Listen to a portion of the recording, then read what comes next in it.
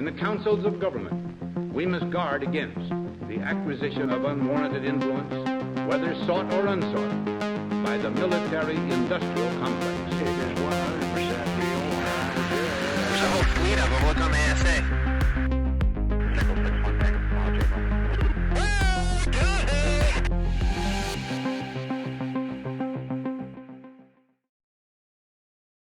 What's up, everybody? Welcome back to the Curious Dimension podcast. I'm your host, Matt Barone. I want to thank everybody that's been following on the platforms. If you have a second, please hit that like button, hit that subscribe button, and leave a comment. It really helps out the channel. It doesn't cost you anything. My guest today is Gary S. Bobroff. Gary is the founder of the Jungian and Jung Arcademy, featuring personal growth live video courses. Gary completed his bachelor's degree in philosophy at the University of British Columbia, Canada, and a master's degree in Jungian-oriented Counselling Psychology at Pacifica Graduate Institute. Gary speaks and gives seminars internationally and is the author of the Jungian Psychology bestseller, Knowledge in a Nutshell, Carl Jung.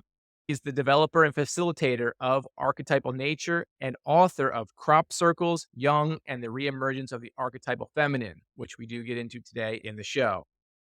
He was interviewed for Pythia PE's America on the Couch, Psychology Perspectives on American Politics and Culture, 2015, and for Laurie Simons and Solomon Exploring the Feminine Principle in Western Culture, 2017, and for the film Time is Art, Synchronicity and the Collective Dream. In 2014, he envisioned and produced the Synchronicity, Matter, and Psyche Symposium in Joshua Tree, California, which featured Rupert Sheldrake, Graham Hancock, Richard Tarnas, Jill Peirce, Marilyn Schlitz, Dr. Jim B. Tucker, and much more.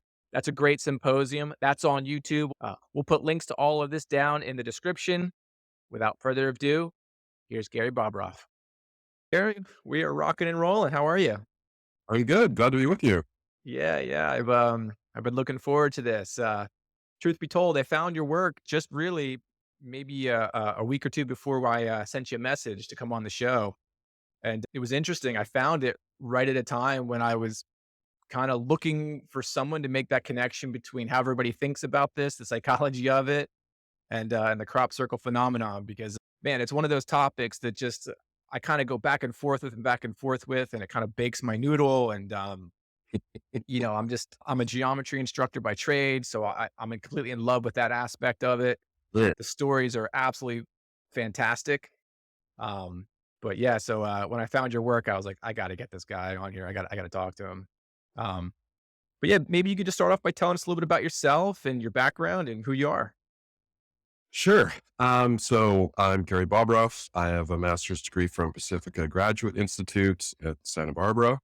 I'm the founder of Jungian Online, which is a referral service to connect people who want to work with a Jungian therapist, and Jung Arcademy, which is a educational site. And I'm the author of a book on crop circles, which I know Matt has got. Mm-hmm. I have it. And then my second book is Knowledge in a Nutshell, Carl Jung, which is kind of like an intro. So I've been around this phenomenon for a long time. I've been in several, including several kind of classic ones, my experiences, and, wrote that book, which is pretty rich and deep. And, I'll just cut you off right there, and I'll just say, when I got this book, I was like, oh, great. This is a cool crop circle book and some psychology. And I was like, okay. And then when I got in the middle, I was like, whoa, this is heavy. I need to slow down here and absorb what Gary's saying. So for anybody out there that wants a really rich book, I mean, he's not lying. It gets deep and, but important in my opinion. Thank you. Yeah. How did you get interested in this particular phenomenon? And how did you get it connected to Jungian psychology? What was that genesis like? Yeah. So, and before I forget, I just want to mention, you being a geometry teacher, have you heard about apparently there are certain formations that solve mysteries in geometry. Have you heard about Of course. all that stuff? So yeah, been checking out. Solving geometric puzzles that are thousands of years old, like squaring the circle. And Yeah. and you can go, I mean, that's a whole area of study that people can get really into. And I Mhm. find that very fascinating as an instructor myself. Mhm. Yeah, I mean, that is a whole rabbit hole full of fun and interesting pieces to this puzzle. Yeah. So, and the wooden books too, I'm sure you know about those. Martineau, Oh, of author from course. the UK, John has Martineau, some yes. really, really good books on, um, Mhm. uh, Michelle, John uh, Michelle. yeah, but there's a wooden book series from the UK that really gets into the geometry too. So for folks at home to check out, Let me write that down. Say that again. The Wind books, wooden books, wooden books UK. Yeah. on sacred geometry. Well, there's books that are specifically on geometry, and then crop circle books, and a really neat guy there that puts those out. So, Cool. like for me, this started. So, when I first got interested in crop circles was in the heyday, so the '90s. You know, it's really up. It's what's going on. It's like, wow, what is this? And it's, I mean, it was so big. I mean, it's kind of hard for people to understand this now, Mm. but crop circles was such at the front of our awareness in a way that, like, you know, it was getting mainstream news. Like before Mhm. I flew in, so a little bit later into this, so like 2000, Mhm. um, you know, when I was flying to the UK to see a gigantic phenomenon, a unbelievably huge one. And I want to get into that one when you're ready, Okay. but let's keep going here. But that one was actually like a couple of weeks before I went to the UK for that trip that ended up being in that one. It was on CNN. How could Like it not be? that formation came down and was on CNN, and the reporters were like, "Whoa, we don't know." You know, it was like met with like wow and wonder, and we don't know. And then, and like within hours, off all the Mm. networks. Like it was there for a second. I'm like, "Oh my god, wow!" And then story gone. Right. And just to be clear, we're talking about the Milk Hill spiral galaxy. Is Yes, that the one? Okay. yes. Let's pull that one Yeah. up here in a little bit, but I don't want to cut you off in your flow here, but we got Sure. I mean, I was just, I mean, I got started the kind of the same way a lot of people did in the '90s, where like, you know, oh wow, what is this, right? So, and then, yeah, you know, I'm also was moving towards the '90s, going to Pacifica and really getting in the Jungian world. And then in '99, I started Pacifica, and I actually did this material as my master's thesis. Um, but it was really like, you know, like you're saying, you know, there were a lot of people that had different chunks of this mystery that they were interested in, but there weren't a lot of people doing psychology and meaning. Mm. So my And approach that's, was, I mean, and that is so important because like now I've done, this is maybe my third or fourth episode on this particular topic. And now I'm at the point where people are starting to reach out to me. And I'm starting to notice on some of these groups and these forums how passionately people are one way or the other. Mhm. Um, and it seems like people are kind of making their mind up right away. And one of the great things you do in that in your book, and I know you've done this in your lectures, is you say, just start by what do you think first? Let's get that on the table now. And then let's go on this journey and see the process of your own mind and Yeah. how that works. And that I think is a super healthy way to approach this. Um, or anything that's just kind of awestrucking and mysterious and in your face. So yeah, I think that's a great way to start. Yeah. Everybody, thank you for saying that, Matt. Everybody is bringing something to the table. Mhm. You know, you're coming into the room with a positive and negative. I mean, the positives can be just as bad as the negatives. You know, there are people around this phenomenon that are really dogmatic in a variety of ways that gives you Mhm. a variety of possibilities, both for shadow and for picking stuff up. So, um, yeah, I think we really, and I do ask the reader to just sit with what are you coming to in the room? What are you bringing into the room? Because constantly, you know, we're going to have our envelope stretched by this. It's a heavy thing, you know, it's, Mhm. you know, we're meeting something truly mysterious. So I think that carrying the psychology all the way through and just sitting with yourself and reflecting on, because you're going to get triggered. I mean, there's going to be stuff that like, it's too much, it's too heavy, it's, you know, whatever the trigger is, uh, you know, people are going to get triggered. So yeah. Then I found your work And I was like, oh, I need to be observing this the whole time. This is like not healthy. You have to start from a place where you're observing your own thoughts. And like you said, what are you Yes. bringing with you into this topic? Yes. To me, and now that I've kind of done that and I've seen people's reactions, it's so clear that that's what human beings do with all things. Like your Yes. worldview is what you bring with you Yes. as you go out there and explore any topic. It doesn't have to be crop circles. It could be anything. Yeah. Um, Absolutely. Yeah. so Our early experiences, our psychology in all aspects is informing our religious beliefs, our values, our how we feel about the world. How could it not? You know? yeah, yeah. Well, that being said, uh, Gary, I got to ask you about the Milk Hill spiral. I'd love to pull Sure. up a picture of it. Let's Sure. pull the Band-Aid right off because this Sure. one, in my mind, is the one that causes a lot of problems for people. First of all, when they see it, and then they hear the stories behind it. So yeah, let me see if I can pull up a picture of it real quick. And I love this one, by the way. Me Let too. me see. Let me know when you can see this.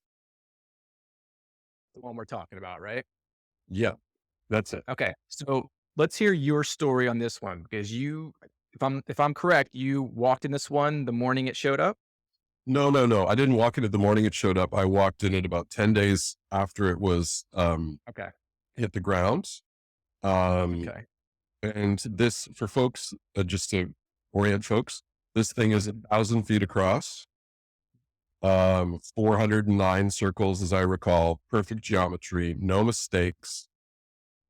The story that I have heard or been told is that it came down the night of a thunderstorm, and there's no muddy boot prints all through this. This isn't something that shows evidence of being man-made, although we'll get into that more. There certainly are many that are. Um, and so this is, was a special experience. I felt like I could feel energy in this one even after 10 days, which I think is pretty unusual, but you can imagine the amount of energy or whatever that would go into creating something like this. Hey guys, I just wanted to take a quick second to thank everybody who's been tuning into the shows. If you haven't already hit that like button or hammered that subscribe button, please do that now. It really helps the algorithm to let this show reach a wider audience. And yeah, please leave me a comment in the bottom. I'd love to hear what you guys think. Much love, guys. So do you want to tell folks what you've heard about it? So I spoke with Karen Alexander specifically about this formation Yeah. because it's on the cover of her book, and Yeah. she does write a bit about it. And she confirmed that it was raining very hard. Gary King said the same thing. It was like raining extremely hard that night, and then there was no muddy boot prints in there. I mean, obviously, whoever or whatever made this didn't have permission from the farmer to go out there and flatten, food. Um, and the swirls were, pretty tightly woven, so it didn't look like anything had been stomped down. Yeah. And then I started thinking about this, and I was like, okay, so the only way that people have told me, or at least that I'm aware of, that you can make a man-made crop circle is with the ropes and the boards on your feet, and you're stomping it down. I don't know any other way. And so in my mind, if I'm looking at this, if this shows up overnight, you're going to need quite a few people out there making this, if that's indeed what's happened here. But I'm not really buying that because I don't think you're getting that done in the cloak of darkness, in the rain, under the nose of whoever's managing the property. I don't buy that theory. I buy that on some other ones, sure, but this one I think causes a lot of problems. And then the other thing you're looking at here is that apparently this is on undulating ground. And so if the ground is on hills, when you take these beautiful pictures from above, it's not going to look like this if you're not like exact. Yeah. So to me, there's a lot of problems with this one. What do Yeah. you think? A lot of problems for explaining it as man-made. Yeah. Yeah. Yeah. I mean, and to me, I've had my own experiences, right? So I've been in them. I've had feelings. I used my body as an instrument. So, I actually was in the same summer, I was in a formation in Saskatchewan, that was much smaller, much more humble, but it was very fresh and I had a much more powerful experience. So, I have had experiences with ones that I feel from my own, sensations were real. From what I experienced in my body, I felt something that I can't name is going on here. And I think it's important to tell folks that, chapter one of the book here is on the science, on the facts, on the reality. And there is science done on these things. There's biochemical changes in the authentic formations. There's a host of scientific changes that people can check out, including, genetic changes and all kinds of things in the real ones. So, Decades of work. Pardon? Decades worth of work. Well, yeah, decades of work, but science that could be repeated and repeatable. So, to me, that was really important to ground the phenomenon in science and know that this has been done, that there are people that are doing it. And then chapter 2 is the history, so that, we know that this has been going on for hundreds of years in this area. This isn't a new phenomenon. There are records of crop circles in the National Archive in London. There are all kinds of historic documents that show us that this has been going on for a long time. So those are the things that I bring into, by the time I'm walking in this one, I've already done that work and I know those things. So, it's not like we're not just sort of speculating about opinions. Is it real? Isn't it? We're actually working with data and, fact, history, and a variety of experience. So, but to me, this one, certainly, definitely the best one I was ever in. Massive. You could, on the ground, to echo what you're saying, how difficult it would be to make it with people. You couldn't find the center on the ground. It was so big. Let's talk about that for a second. So you walk into this thing, we're talking over 3 football fields. Yeah. Across. So where are you entering this thing? Can you even see the other end of it? No, you can't on the ground at all. It was very difficult to figure out where the center even was from the beginning, from the, when you walk in from the edge. So, it was quite a thing. And, so, this is definitely peak crop circle day for me, for sure. Yeah. Yeah. That's the one. This one just boggles my mind. Every time I look at it, I'm just like, all right, what the heck, man? Like, this is really, really crisp. No mistakes, no mistakes. Every circle is where it's supposed to be, perfect Mandelbrot, mandala. Really phenomenal, crisp, beautiful, it invites the imagination, And so were some of the reports that when people were in this one, because I know, Karen told me that sometimes people feel that sort of fizzingness in there from whatever that is. Did you feel that 10 days later a little bit, or? Yeah. I felt some kind of energy. So one of the main energies that they find in crop circles that are authentic is electromagnetic. People have taken Geiger counters. Yeah. People have taken Geiger counters. In the book, I talk about a report, from Saskatchewan, Canada in following up on a archival crop circle report where the Canadian government had gone out with a Geiger counter and gotten huge, radioactive levels off of the crop circle. So how is that possible? What I believe, what I'm feeling is some kind of, electromagnetic energy of some kind, and that is somehow involved. And like I said, there are genetic changes, biochemical changes in the wheat. So something is going on in the real ones that's more than just board stomping, for sure. And this is that image, that Milk Hill was certainly, I think, maybe the peak of the phenomenon. Yeah, for sure. Maybe we could talk a little bit about the perspective on the symbolism, getting back to kind of the psychology of all this, maybe some of the Jungian perspective on the symbolism of this. Sure. And behind the crop circles. Maybe you could speak to that a little bit and how it reacts. Yeah. So,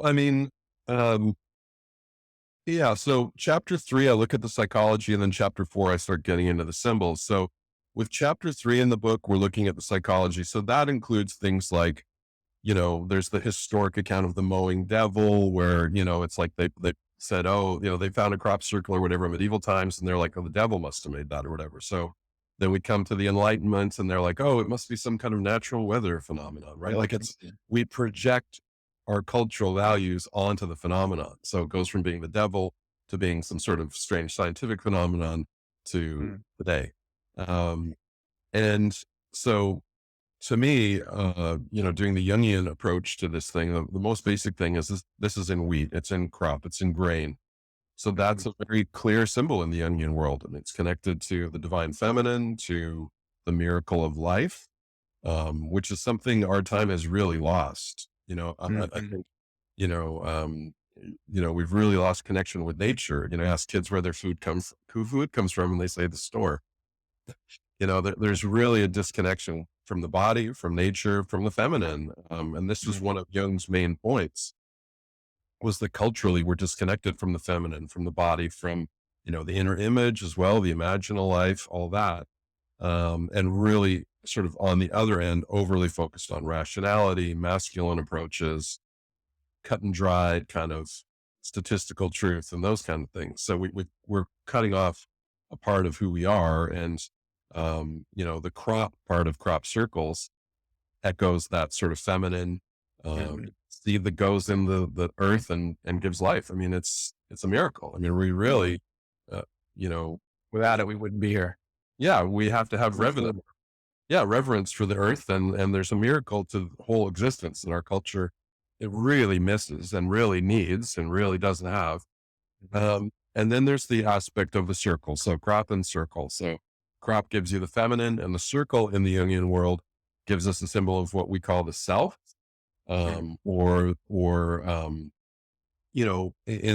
the Jungian view of the psyche, it's the conscious and the unconscious, and the self is what holds both of that together, or how we refer to that energy that holds us together through the process of change and growth. And symbols of the self are a circle, mandala, all the religious iconography where you sort of have geocentric or geometric, imagery of, squares and, all these things that are ordered around a center. So that process of orientation around a larger center through symbols like mandala and circle is a huge thing in the Jungian world. So it was pretty easy from a Jungian point of view to go, okay, crop circles, circle and crop.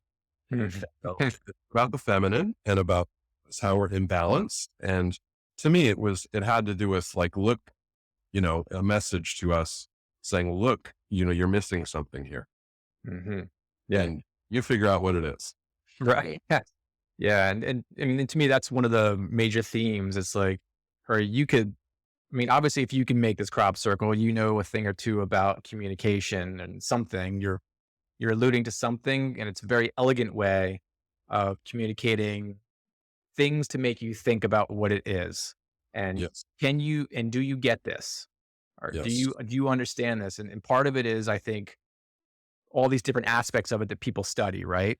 I think all of those parts are very important, and that all comes together with the giant decoding of whatever the heck this is. But I think the point is, hey, stretch yourself a little bit.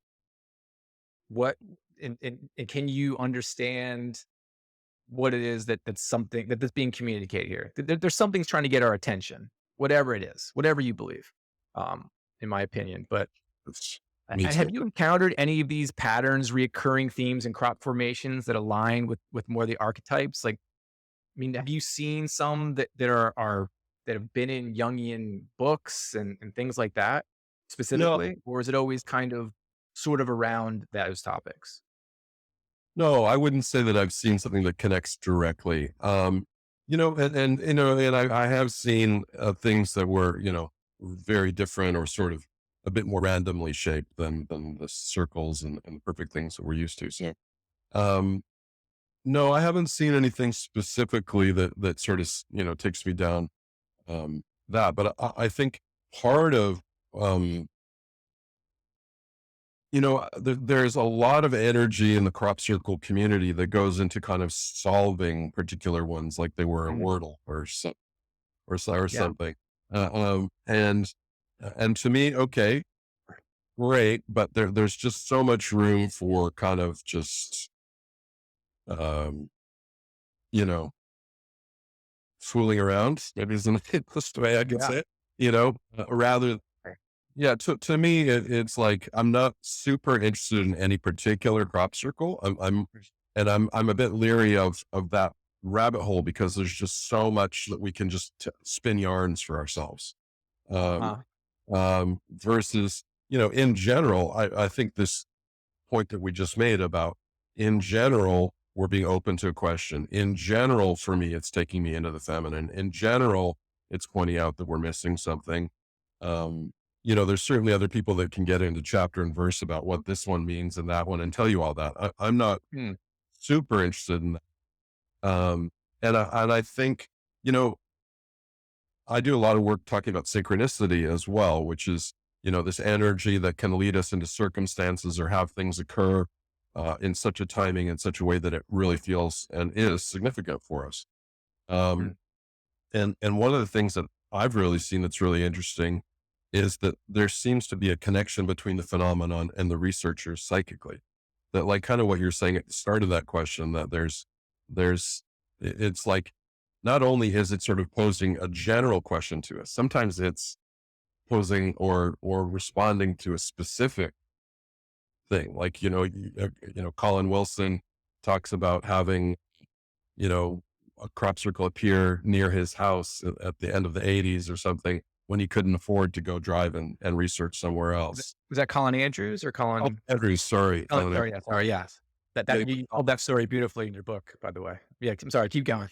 Yeah. So, I think to me, that stuff is more like the stuff that brings us into field with the phenomenon, rather than breaking that connection and kind of going abstract and saying, oh, well, here's this thing. And what does this mean? No, it's like there's a connection between the people and the event, sometimes, that's super, super interesting. And it reflects that this is a field. In fact, I think part of whatever the mechanism that made this peak in the 90s, I think, had to do with the fact that it was in a field relationship with humans in general, with people in general, that, the more we paid attention to it, the more it happened. And then eventually it sort of dissipated. But for a while there, I think our relationship to it spurred it. Yeah. You mentioned something there. I had a couple questions. Number one, did Carl Jung, did he coin the term synchronicity? Yes. He did. So, okay. So going back to that, that's a very interesting point. Because, and maybe you can speak to this, but in my experience with that always seems very personal, Yes.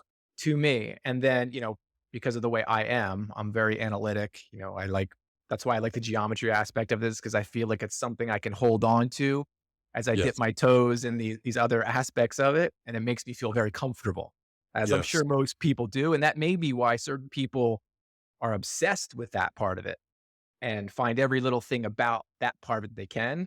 But like you said, that can be a bit of spinning yarn as you're looking for things. And I think that can go sideways a little bit.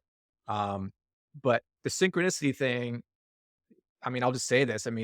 I've had something like that where I've noticed something and I'm like, well, that's weird, but is that only weird to me? Would somebody else find that weird? Maybe they would. But yeah, that's a very interesting thing. And I'm sure that happens all the time with researchers. And I'm sure it blows their minds away when they think about something and then the thing actually appears. Yeah. And I would encourage people to observe and watch for where this happens in their experience. And I think that what you will find is that, and this is what Jung talked about, was that synchronicities tend to happen most often in emotional situations. So when you're emotionally invested, a breakup, a death, et cetera, things that are truly emotionally activating for us and important. Jung said feeling is a measurement of psychic mass. Interesting. So the more you feel, the more it matters, really. Like value equals feeling. We often see synchronicities around these kind of things where it really matters.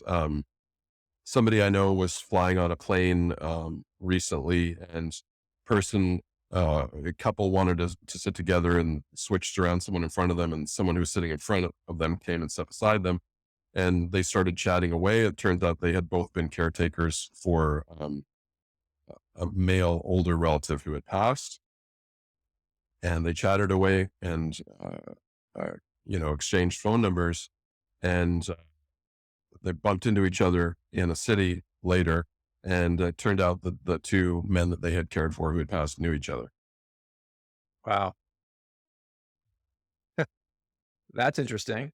Yeah. So, to me, there's a few things with those feelings. First of all, you feel like, okay, well, there can be this ego thing of like, oh, you're special. I mean, it doesn't happen in that example, but other examples it Right. does. And so there can be this thing of I'm special. And sometimes I think that's part of it. It's feeling like you're seeing, that the universe is saying, I see you and I value you, which is a beautiful thing. Certainly in this example, it's very beautiful. So, there is a specialness and a personalness, to that. And, people have been experiencing this, with crop circles as well, that there feels like you're being led, that something's happening. And I think that kind of view of the universe is interested in us and caring about us, and it doesn't have to be any kind of denomination. That's up to you. You want a denomination, you go for it. But to me, I just see that there is something real and beautiful and mysterious going on in the world that values our real feeling state. It values our growth. It values our coming to become more of who we are. And it's not an ego trip. Like so much of new agey approaches to this stuff is very just sort of, you can control synchronicity. Anybody that tells you can control synchronicity, run away screaming in the opposite direction. They really, really don't know what they're talking about. So, there is a mystery here. And to me, the crop circle world pulled me and a lot of other people into it. And we had some experiences like that. And there feels like some connection, and even if it's not the same source, that there's some way that we're being led to see ourselves participating in a field. And it's such an opposite view to the modernity view, which is we're nothing, we're biological robots, we're random particles floating. I mean, it's the complete opposite view. And on that level, something we need. And I think that's why it's important to talk about this stuff with. Yeah. And I mean, I think that's probably where you might lead into a little bit of Rupert Sheldrake's work, with the, morphic resonance and, Yeah. a whole fantastic field of evidence there that supports something else is going on, which kind of goes against what you're saying here, the modern view of where we are. And then of course, so many people take that into these topics, and then you're met with that hard skepticism and that Yes. pushback because that's their worldview. And, I'm not immune to that at all. I mean, I'm born in 1978, went through the public school system here in the United States. And so that's in the DNA. Right. And so, but I like pushing myself against things that I think I know, and testing those limits. Cause I think that's healthy. And, but like, what role do you think the collective unconscious plays here with the creation of these things, with the interpretation of them? Yeah. That's a whole wild conversation we could get into. Yeah. I mean, it's hard to talk about what the source of crop circle is and who's making it, because I can't tell you that. And I don't know the answer to that question. Yes. So I certainly wouldn't say that the collective unconscious is making them, but that more, I would say that first of all, we don't know what the psyche is. So we don't even know what we don't know what my psyche, your psyche, we don't know what the psyche is. We operate as though we do. We do not know what the psyche is. So Can we just stop there for a second? Can we just talk about how crazy that is and how scary that is? Just for a second, let's just pause. Like that's scary. But all well, right, go ahead. and when humans have sat with it for thousands of years, that, but now it's just, the danger is modernity, that we think we know what these things are, that we think that consciousness is a function of brain functioning. No. So I'll enlighten folks, for those that don't know, Rupert's work, and you had Jill Peirce on your show as well. So that's Rupert's wife. And so Rupert is a scientist, a UK biologist, Cambridge, and he has done scientific experiments looking at the extension of consciousness. So extended mind. So ways we can scientifically show that this is not just what consciousness is. So the classic one has been the sense of being stared at, which is the name of one of his books. And I would really recommend it. It's a great place to start. Sense of Being Stared At by Rupert Sheldrake. And in that book, he goes through all of the academic evidence that shows, for the extension of mind. So one of them is watching people being stared at in this experiment. It runs in Holland still, I believe, where people, sit, they're blindfolded, someone's behind them, and they guess, am I being stared at now or not? Well, they get 55% accuracy, right? So what should it should be, if it's all just BS, it should be 50, but 55 is so significant. And what else do we find out as we go into it? Well, we find out, guess who does better? Family members, when they do it together. Guess who does the best? Twins. All these things that we would intuitively say, this is how this should work, is how it works. Okay. So the psyche is a field. It is not just something that comes up here. So, which also gets into the questions of if it's a field, distance wise, is it also a field time wise?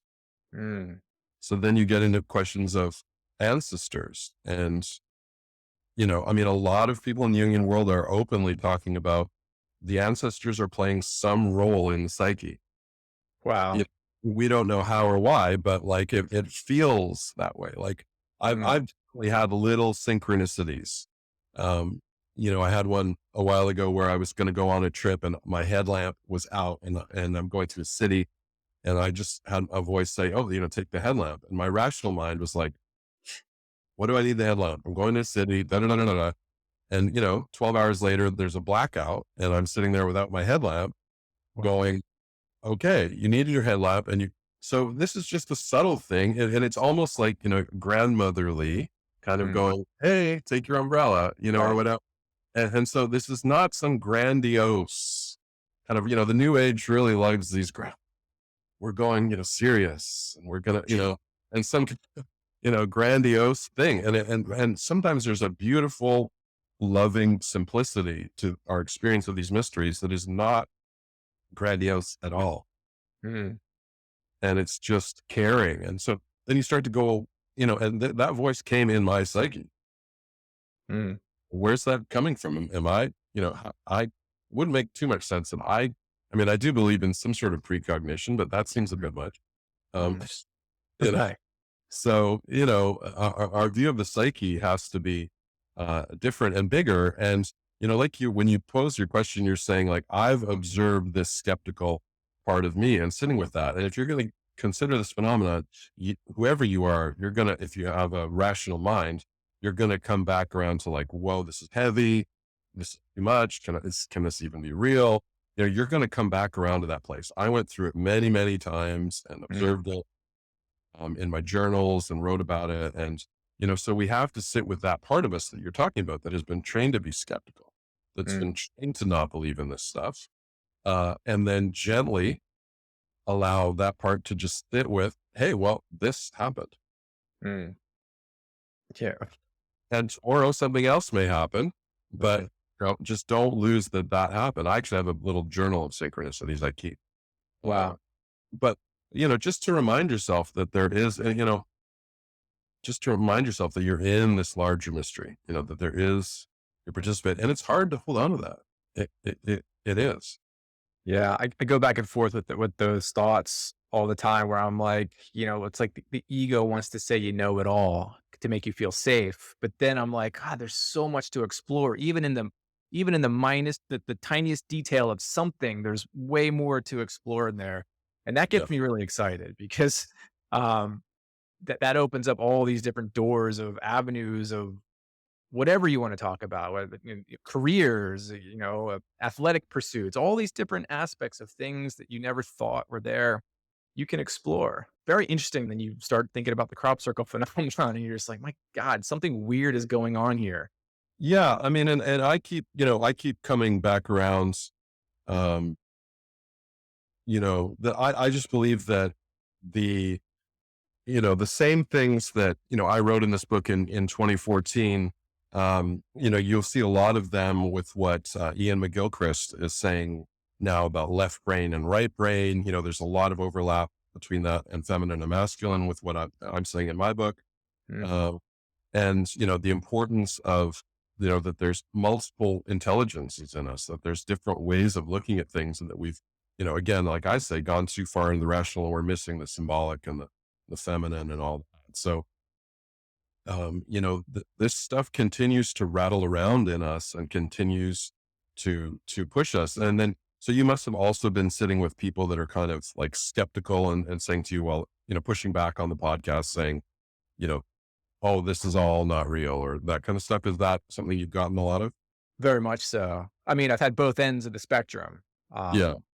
But yeah, there's plenty of that on, certain pages, and even direct comments out, just people telling me exactly what's going on. And, Right. I'm like, okay. And then, I'm not combative because that's pointless, but I do ask lots of questions because I think, if people are open to answering questions, and that's the road to some health. And so some of the questions I ask, don't really get responded, don't even get answered. Because in my own view, like the people with ropes and boards on their feet for some of these just doesn't add up. This doesn't make any sense. And I'm open to somebody giving me a reasonable explanation, but I haven't gotten one yet. Yeah. So, I mean, I'll talk about hoaxing a little bit. So, and I'll just Mhm. briefly follow up what you said. So I think for me, I believe in shadow, and I believe that there are things that all of us are getting wrong. Mhm. But two people could be looking at something and both be wrong in totally opposite ways. Mhm. There's lots of ways to be wrong, Right. or lots of ways to be right. Um, so there are people in the crop circle world that I think, I've literally been confronted by people who say, oh no, all of them are real. Right. Right. Which is not Okay. good either. Okay. Well, so, all those stories I've read about people in boards, none of that happened. Oh, none of that happened. Oh, um, so, and to me, that's just complete shadow denial. That's one end of it. And then you've got the people that are outside of the community generally saying, oh, none of this could be real. And it's just a very easy thing to dismiss, right? I mean, it's ridiculed on commercials. It's, so, um, why is there a hoaxing phenomenon? Well, I believe that their hoaxing phenomenon is somehow in some way paid for by the UK government. And the address that was traced to the Circle agency, makers. the agency that promoted the Doug and Dave story in the UK, the address for that press agency was very close to where the MI6 offices are. Mhm. So, there were all these little weird things, and, that story went all over the world very quickly, and it gave them a reason to just say, oh, none of this is real. Don't worry. But Hmm. meanwhile, you can watch on, crop circle documentaries, you can watch British military helicopters chasing balls of light, and you can see the ball of light and you can see the helicopter. So, and see it chasing it, so, I mean, there definitely is stuff that's going on. I mean, and I don't want to sound too like woo woo or strange or conspiracist when I say this, but like the job of the news rooms of the world is to have certain storylines go out every day and certain other storylines not go out. Mm. And I don't think I just think that's real politics. I just think that's the reality is, the New York Times knows a hell of a lot more than they're letting on about thousands of things. Mm. Because there's a certain, there's a narrative that goes this far today, and maybe on Wednesday it goes 1% further, but they know 50 more steps of where it goes. So go ahead. Oh, no, I was going to say, I think that's more obvious now today than ever because now the internet's been flourishing for the last 20 years, and people have now caught on to that. I think that's one of the reasons why mainstream media is struggling a little bit because people are now wise to the game, so to speak. And so independent platforms are now becoming more popular. Yeah. And then I'm also not saying like there is a kind of person that like the government controls everything. No. Well, I'm not saying that, but clearly there are things that the US and the UK government and other governments all around the world wants to be the narrative and want, to be hidden. And then this is just a reality. Like if you think that the news is the whole truth that the whole world knows every day, like that's not a realistic Mhm. point of view. So, and I'm not one of these people that thinks that the government controls everything. If you look closely at those people, you very often find parental stuff going on that's pretty shallow and obvious. Mm. Like first of all, why does the government control everything and not corporations who tell 99% of the planet where to go to work every day. Governments are not more powerful than corporations. Like they're not 2024. So, yeah. So, I mean, I just think that that there is a concerted effort by governments, particularly the UK government, to control that story and shut it down. And I don't think that's shocking. Like, or even, I don't think you have to be a woo conspiracist to believe that. No, I mean, if it's something they can't really control, they don't know what it is. I mean, that's bad. That's a bad look. I mean, you don't want to ever give the impression that you don't have things under control. I mean, if that's what you do, you're here to keep everybody safe. And, if that domino falls, then people ask other questions. So it makes total sense. I mean, I don't fault any government for doing that, but, it is a shame, because it's an amazing phenomenon. It is something that's going on. I mean, Yeah. it's not like somebody's photoshopping these in and just blasting them all over the internet. They're there.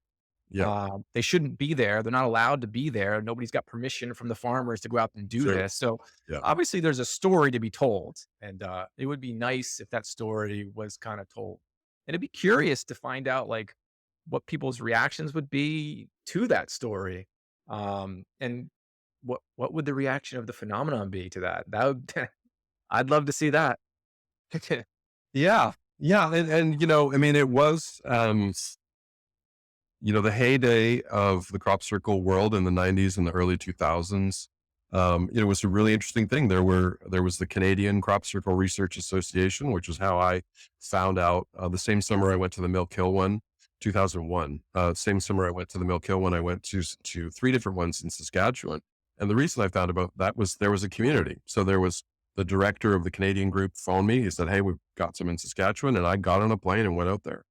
I didn't wait around. I just got on a plane and went straight there and rented a car and drove right to them. So, Cool. there have been ones in the States that I would suppose are real as well. There was the US Jeffrey, somebody with the US group, and, so there's a community, and that made the experience of it possible. So, it's not an abstraction, right? When you've actually been in them, Right. then it's a whole other thing. And, I'm excited for you to go to Europe, maybe, and get a chance to see if you can find a real one. But, there may well still be some kind of real phenomenon going on, but it seems to be a more hoax dominated thing at this point. So in your experience in the 90s leading up to 2001, and then I'm sure through the mid 2000s, like you said, this was kind of catching fire a little bit, and, Mhm. it was being talked about a little bit. Yeah. And did you notice that the frequency was picking up? I mean, I think I've been told that Oh, yeah. it Oh, was yeah. around 2010 to 2012-ish. Well, I would say the Milk Hill thing was the peak for me, 2001, because, um, uh, it really has been going downhill since then. Maybe there was I'm forgetting about a resurgence, but, and I was talking at conferences about this stuff in 2013. So, I mean, it was still of interest, but, not nearly as big as the 90s and 2001. And like I said, I mean, having that Milk Hill one on CNN that's the most peak media coverage for this phenomenon for sure, was that day. And my phone was ringing off the hook. Sure. So, I mean, it has really changed, and there's certainly less infrastructure. There used to be all kinds of crop circle tours and, competing crop circle tours and all kinds of stuff going on. And, we had a field day for a while, I'm sure. Oh, I Yeah. can imagine. It must have been just such a wonderful time, community, and maybe some like-minded people getting in there. I'm sure there were some problems, when you get that many people interested in a thing, but, yeah, I mean, the excitement level when I had that conversation with Gary King. I was like, imagine if you could tell somebody, hey, just hang out around this house and you're going to see a ghost. If you just hang out here for a few months, you're going to see something that you're not going to be able to explain. And that was kind of what was going on. And then still is. I mean, it's apparently this is still going on, which is an utter phenomenon. Yeah. Yeah. I mean, I think it's a lot harder to find a real one than it was 20 or 25 or 30 years ago. there's unfortunately, there really is a really active hoaxing phenomenon in the UK that is, people are doing tours to see crop circles that I believe are mostly man-made. Mm.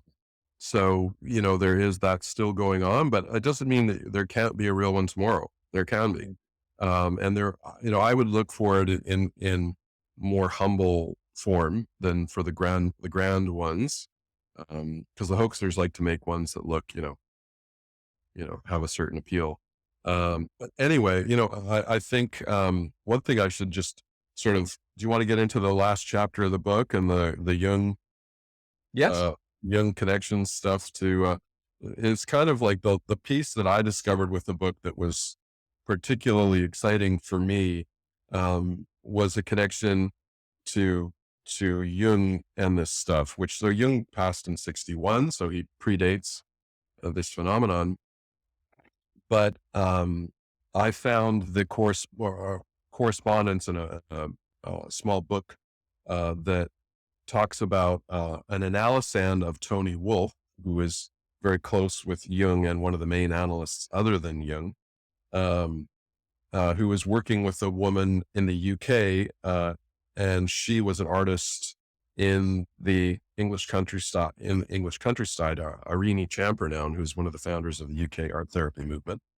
And she was painting these images, and the images had like swirling wheat, and then it becomes a woman, and then it becomes a spaceship.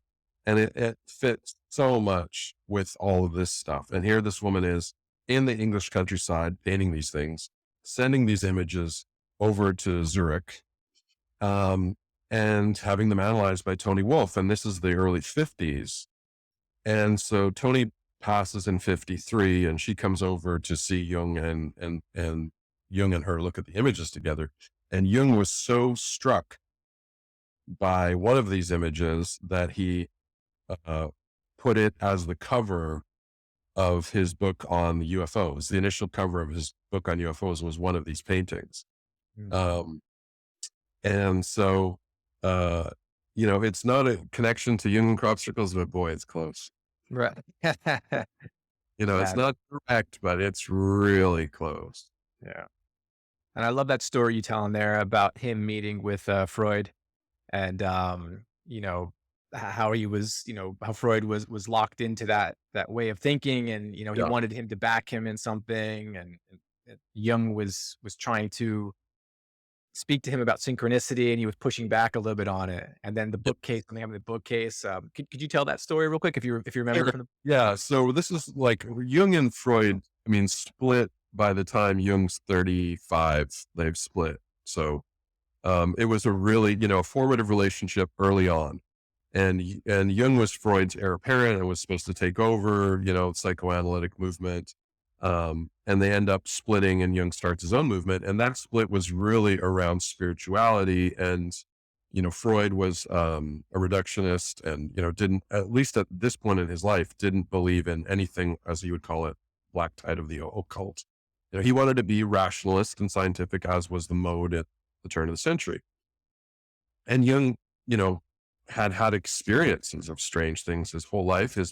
Both sides of his parents were spiritualists. One was his father were priests, and his mother's side were channels.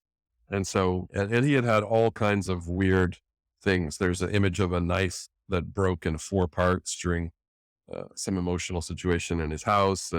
And so he had, strange experiences and things happen his whole life. So at some point, him and Freud are starting to split around this spirituality versus, overly rational attitude stuff. And they have this fight. And as they're having this argument, there's this loud noise in the bookcase, and it startles them. And Jung feels moved to say, and like, oh, and I know it's going to happen again. And then it does happen again. And then Freud fainted. Apparently. And so, I just think what we call supernatural is in many ways natural. And we're just not used to it. And the rationalistic impulse in us is just another way of making the world, comfortably oversimplifying the world so that it feels good. We imagine, in the inflation of our day, that we've gotten rid of all the kind of dark corners and all the magic. Oh no, everything's just rational. I'll just put my calculator, we'll figure out. No, there's still lots of magic in the world. It's us that has the illusion. We have the illusion that we've gotten rid of all the magic. Magic's still there. But our culture is so high on itself that we think that actually, I think it's so bad that our culture actually thinks we've created the world. That's how bad I think it is. Really? Yeah. I mean, if you look at things like Clockwork Universe, Hmm. who makes clocks? God doesn't make clocks. Right. Men make clocks. We make clocks. Or biological robot, right? Like, who makes robots? We make robots. So these subtleties in our language that reveal a real narcissism that Jung talked about. This is the crisis of our time. We've lost belief in all these different things, religions, whatever. And we don't have, we've got rid of one thing, but we don't have the other thing. And so we're just sitting here in ourselves and overly, self-involved. And, you have the culture of today with all of its problems, but that we've broken away from things, but we haven't reconnected to anything else. Interesting. Yeah. I mean, that definitely sort of feels that way. People seem a little bit lost in that way of thinking. And that can't be healthy. Yeah. And I think, obviously there's other factors and economics and all that I think is profoundly difficult for people to navigate these days. But yeah, no, I think this is a big part of it. And, you're talking about your own journey, your own struggle of kind of going, okay, well, I want to believe in these things, but I'm also being pulled down into this kind of overly rationalistic view. And, we're all doing that. And I think that's why discussions like this are so important, that are adult, mature, that handle the shadow, that don't, that aren't falling into easy answers, that are just dealing with the data, dealing with reality, including inner reality and emotional reality, all the data, and looking at our world and going forward. And I think, chances for community and deep discussion and any kind of these things that are a little bit more nourishing than some of the conversations they can get out there. I mean, YouTube's full of stuff, right? But most of it's sugar, most of it's candy. It's not going to do you much good. But there are places like what you're doing and the conversations that, we're trying to have on Jungian Online and Jung Arcademy.